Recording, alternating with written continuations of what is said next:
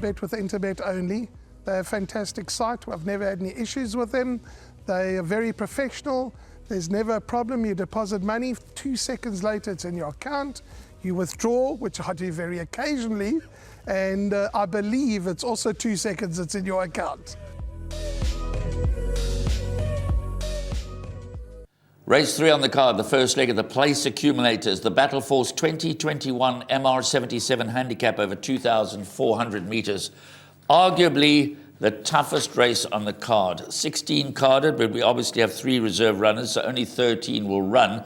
That's the maximum over this track and trip at Hollywoodbets Scottsville, but most of them in with a chance, and you're likely to have to go wide in the opening leg of the Place Accumulator. But before Rahil and I discuss the race any further, let's hear from Peter Muscat, Garth Puller, Vaughan Marshall, and Dean Cannemer.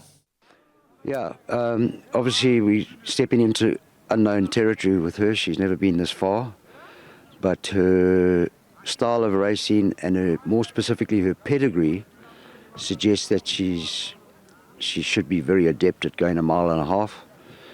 In fact, in her third dam, the ARC winner from last year appears in her third dam. So she's got a hell of a pedigree. That page is just stacked with champion European staying filly. So if she does see out the trip, which I expect her to, she could be competitive from she's going to get a cozy run round from the one draw, and she should be involved. Twice Golden doing well. Obviously, he's got an inexperienced jockey up. I'm just trying to help him. He loves the course. He loves to sting out the ground. It should still be soft hopefully on Saturday, and I'm expecting him to run a good race. But it is 2-4, and the apprentice doesn't have a lot of experience. Yeah, right. Both his runs at Scottsville, he's been running on strongly at the death, and there's no reason why he shouldn't go the extra. Sean is convinced that he will stay, so we're taking our chances. But he's very, very well, and we expect him to run well. Yeah, I've always convinced that he'll go over more ground. I ran him last week. He came through that run well. But he was up front, controlled it, and I thought they were going to swallow him up, and he just kept finding more. You know, the winner won quite comfortably, but between the second and fourth horse, I mean, short head. So he's got to get over. I think it's a tough race. He's got to get over from the draw, but he took his run well. But I think he should get the trip. Yes, there was going to be 6 weeks between his runs over the 1.5 mile trip, so I decided to run him over the 10 furlongs just to maintain his fitness levels. He's come through that race great, and obviously going to need a little bit of luck in transit from the deep draw, but I expect him to be finishing very strongly. Peter Muscat has 2 interesting runners in the form of Rocky Reef. You heard all about her pedigree and Avernie King.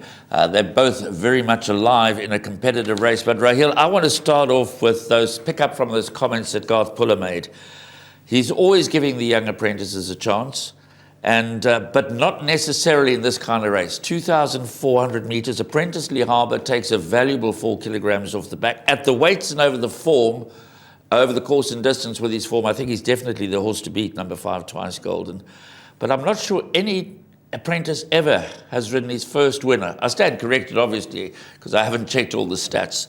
But to ride your first winner as a jockey stroke apprentice over 2,400 metres in your 12th or 13th ride, that's going to take some doing, because it's not just get out the gates and aim. You know, you've got to get around the track, you've got to go around 2 turns, you've got to get your horse nicely placed, and then you've got to help your horse in the closing stages when the legs are starting to get a bit weary. So full marks to Garth Puller for giving La Harbour the chance to win this race, but it's not going to be easy for him. Not at all, Graham, and the early money has certainly come for Twice Golden from 7-1 into 4-1. Is the current favourite at the time of recording, but this horse Twice Golden is not an easy horse to ride. He takes a specific type of ride. You've got to switch him off at the back end of the field and time the run. You've got to time it right. And he's going to have to do a lot of thinking. He's going to have to make his run at the right time. The gaps are going to have to open up at the right time. And that's a very crucial thing at Hollywoodbets Scottsville, because they could all be fanned out across the track, but the gaps may not be there and the gaps may not open up in time. And when it does open up, it may be too late. So it's not going to be easy for him, but if he's gonna want to put up his hand and say that he's capable, I think he's gonna have to try his hardest to get Twice Golden home on the day. But it's a race that isn't one way, and there's quite a few horses in with chances. Peter Muscat, as you mentioned, he's definitely got a strong hand here. Number one, he's got a horse that has the best of draws and the worst of the draws, and with these two horses, I think both should run well. I mean, Averni King, how does that run to Seamaster look now after Seamaster won the Lonsdale Stirrup Cup over 2-4? I mean, that form line has worked out quite nicely, and I think he's a horse that's certainly going to take a step forward. He took a bit of time to win that maiden, but he's starting to find himself as he matures, and he's getting better with time, so he's definitely a runner that has to go well. Professor Snape, Zacco, I think with the 1.5 kgs off the back, that's going to make a huge difference to his chances. Rachel Venica rides for Alison Wright there.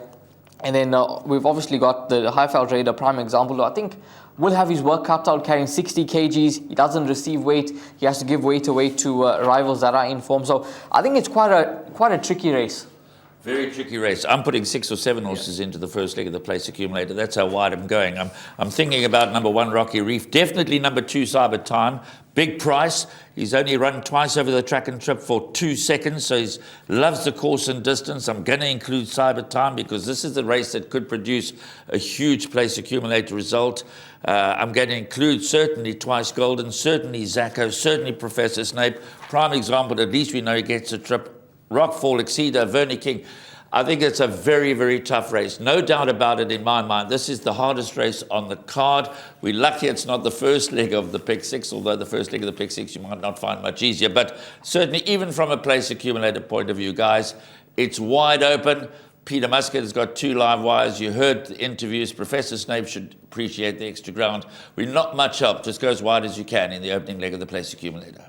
My name's Danny Diliberto, founder of Ladles of Love. It was founded back in 2014. Communities we work with are all over the peninsula, and we're working with 138 beneficiaries now. We've grown exponentially. We've been able to do that because of all the kindness that we have experienced from individuals and corporates such as Interbet, who just want to be part of the change.